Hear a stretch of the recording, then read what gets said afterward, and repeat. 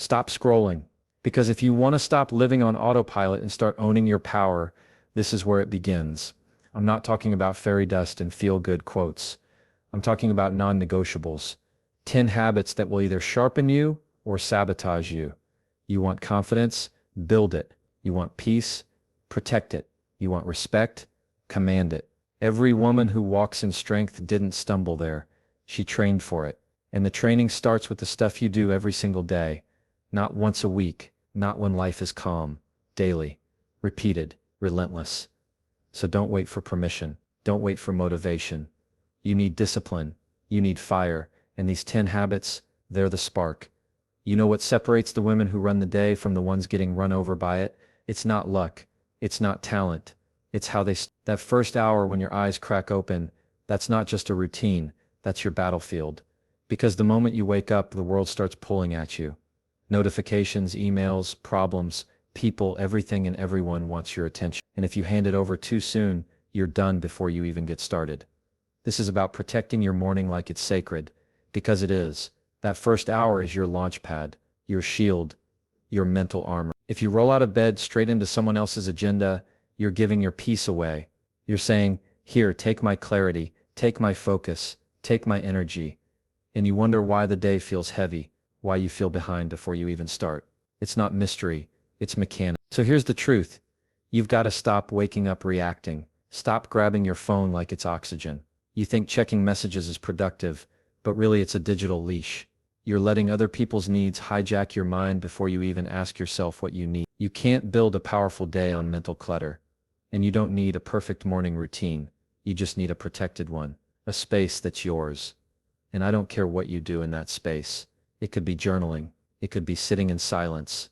Stretching, prayer, meditation, a slow cup of coffee with your thoughts. I'm not here to tell you the formula. I'm here to make sure you honor the time. That's the win. That's where the magic happens. You get centered. You get still. You get ahead. Because when your mind is clear, your choices are sharp. When your mood is steady, your power is obvious. The most dangerous woman in any room isn't the loudest. She's the one who's grounded, who's not shaken by noise, who shows up intentional, not impulsive. And that presence, that confidence, that doesn't come from scrolling social media. That comes from choosing you first.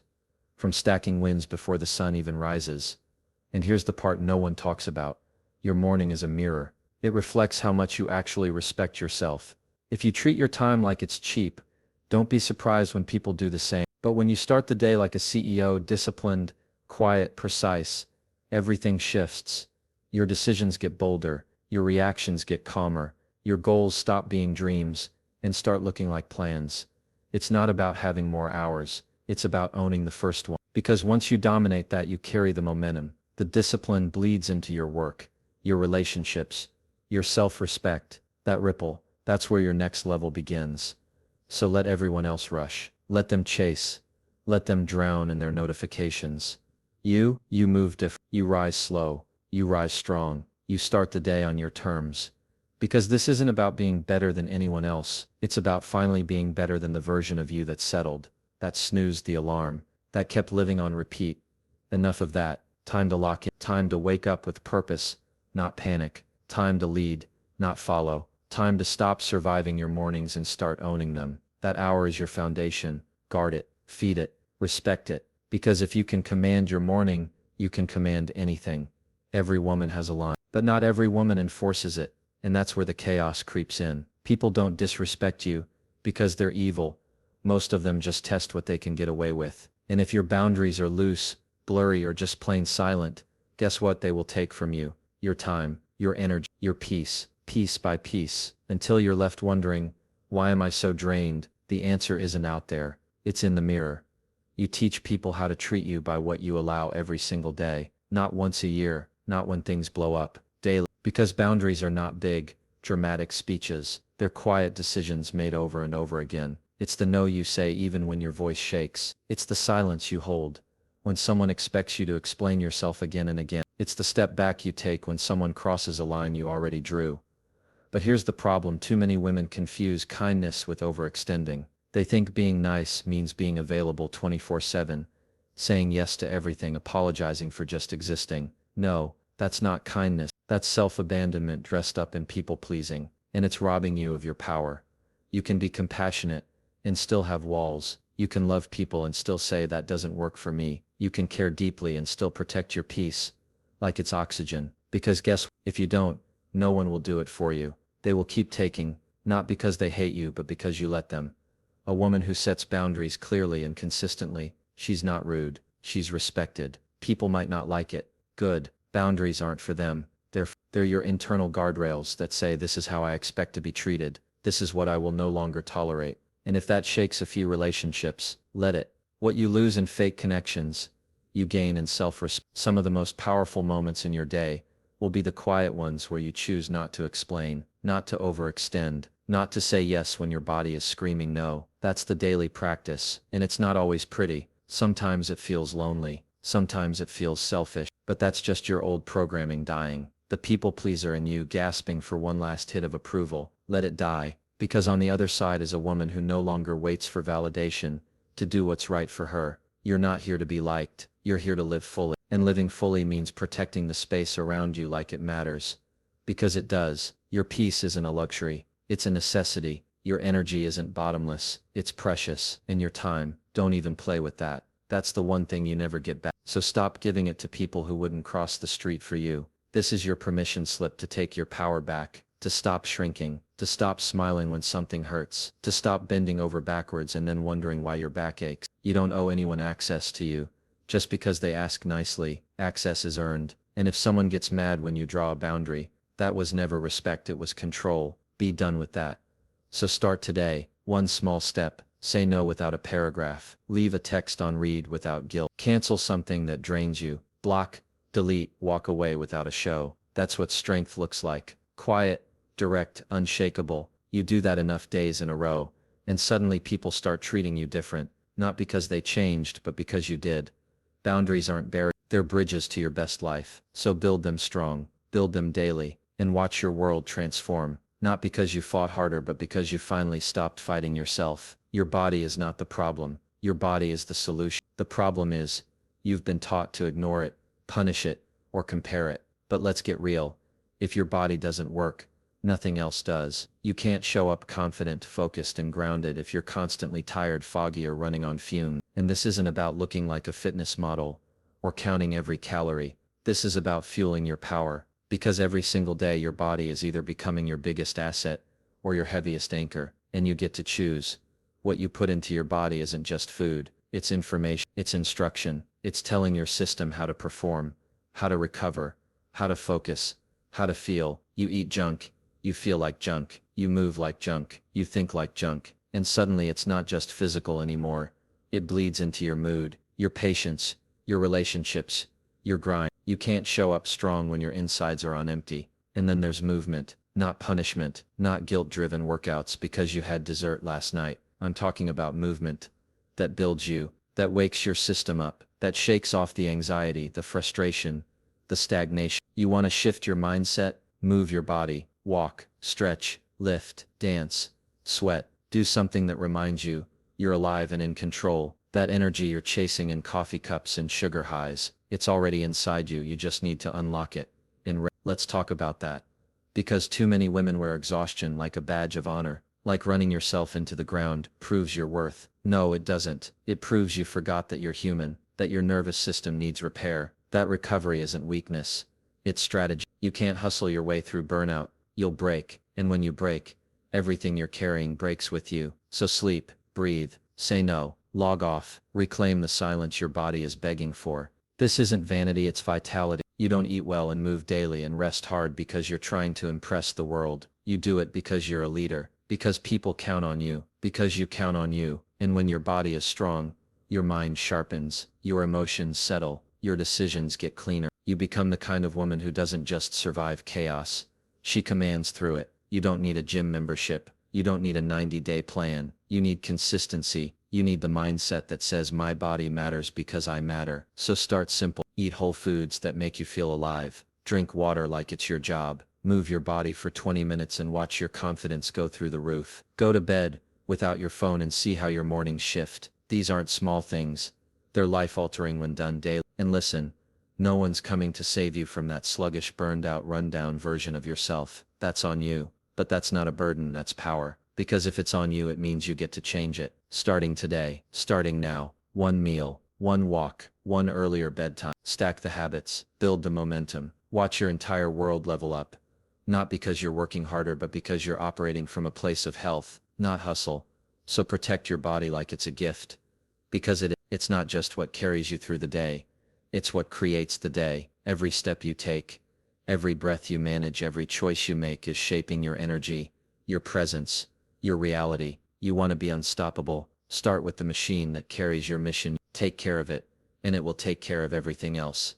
You want to know what really runs your life. It's not your resume, not your looks, not your followers. It's the voice in your head, that quiet, constant stream of thoughts that either lifts you up or tears you down before you even speak a word out loud. That voice, that's the real driver. And if you're not mastering it, you're letting it master you. Most women are walking around with a critic in their head that's meaner than any enemy they've ever faced. You wouldn't talk to a friend like that. You wouldn't talk to a stranger like that. So why are you okay talking to yourself like that? Every time you mess up, there it is.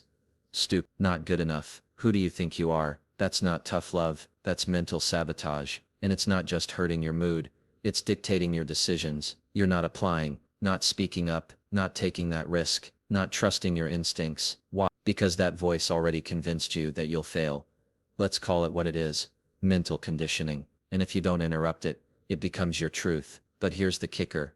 It's not the truth. It's a habit. And like any habit, it can be broken, rebuilt and reprogrammed. The way you talk to yourself needs to become a discipline, a daily, deliberate practice, not just when you're winning, but especially when you're struggling. Because that's where the shift happens. When you fall short and instead of beating yourself down, you say, I'm learning. When you're scared and instead of shrinking, you tell yourself, I've handled hard before. When you look in the mirror and instead of nitpicking every flaw, you lock eyes and say, I'm showing up anyway. That's the kind of talk that builds women who can't be broken. Because they're not relying on the outside world to keep them steady, they've got their own back.